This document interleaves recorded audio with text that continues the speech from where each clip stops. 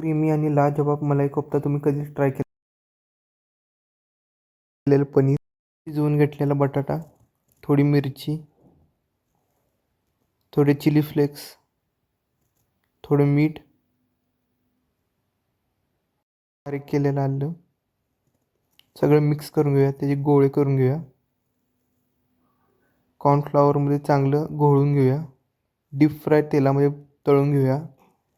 ग्रेव्हीसाठी थोडा टमॅटो, हिरव्या मिरच्या, सुक्या मिरच्या, थोडा मॅगी मसाला, थोडी मिरची पावडर आणि चांगलं बारीक करून घेऊया काजू घालून.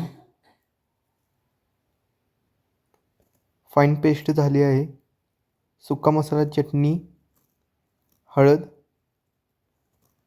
पॅनमध्ये मोहरी, जिरा, सुका मसाला चांगला भाजून घेऊया. बारीक केलेली ग्रेव्ही चांगला तेल सुटूसपर्यंत भाजून घेऊया. ॲड करूया कोफ्ता.